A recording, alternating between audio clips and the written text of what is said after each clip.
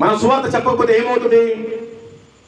వాక్యం చెప్తుంది, మార్కు సువార్త 9వ అధ్యాయము 48వ వచనం, నరకమున వారి పురుగు చావదు, అగ్ని ఆరదు.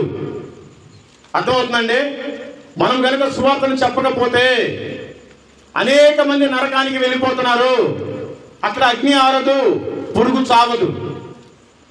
మీకందరికీ తెలుసు కానీ ధనవంతుడు లాజరు, భయంకరమైన ధనవంతుడు, దేవుడే దీవించాడు, ఆశీర్వదించాడు.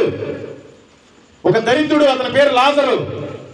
ఈ ధనవంతుడు ఇంటి దగ్గరికి వచ్చి రోజు ఆయన మిగిలించిన రొట్టె ముక్కలు కింద వేస్తా ఉంటే ఏరుకొని తినేవాడు.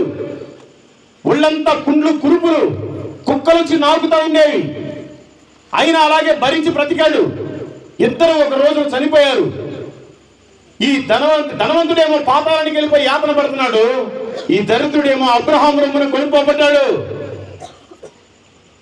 ఈ ధనవంతుడు కేకలు పెడుతున్నాడు, అయ్యా తండ్రివైన అబ్రహామా, నేను ఈ నరకంలో యాతన పడలేకపోతున్నాను ప్రభువా, ఒక్కసారి ఆ దరిద్రుని నా దగ్గరికి పంపించయ్యా, ఆ చిటికే వేలు ముంచి నా నోట్లో వేస్తాడేమో, నన్ను బ్రతుకుతానయ్యా అని కేకలు పెడుతున్నాడు. ఈ ధనవంతుడు ఎవరు అనుకుంటున్నారు మీరు? క్రైస్తవుడే.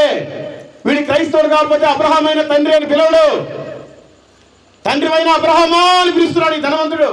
అంటే దేవుడే ఈ ధనవంతులు చేశాడు. అక్కడి నుంచి స్వరం వినపడుతుంది అబ్రహాం దగ్గర నుంచి, నేను పంపించను, నీ బ్రతుకు అక్కడే. నువ్వు బ్రతికిన రోజులు నీ ఇష్టానుసారం మందు తాగావు, నీ ఇష్టానుసారం వ్యభిచారం చేశావు, నీ ఇష్టానుసారం చర్చికి వచ్చి నిద్రపోయావు, నీ ఇష్టానుసారం ప్రార్థన చేయలేదు, నీ ఇష్టానుసారం వాక్యాన్ని వినలేదు, నీ ఇష్టానుసారం వాక్యానుసారం జీవించలేదు. నువ్వు అక్కడే.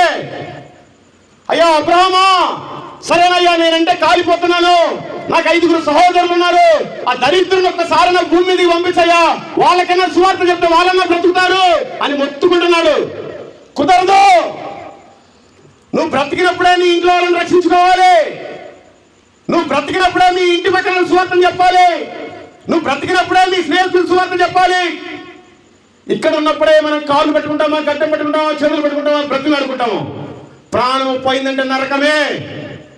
మనం నామకార్థంగా ఉన్నా కూడా నరకమే. అందుకని దయచేసి మనం బ్రతుకున్నప్పుడే అనేక మందికి సువార్తలు చెప్పండి. మీరు కూడా వాక్యానుసారం బ్రతకండి. మనమంతా దేవుని రాజ్యంలో ప్రవేశించాలి, నరకాన్ని తప్పించుకొని. దేవుని రాజ్యం ఎప్పుడు వస్తుంది? కాలము సంపూర్ణమైంది, దేవుని రాజ్యం సమీపించింది. మనం భక్తిగానే ఉంటున్నాం. మనం భక్తిగానే ఉంటే దేవుని రాజ్యం వస్తుందా? రాదు.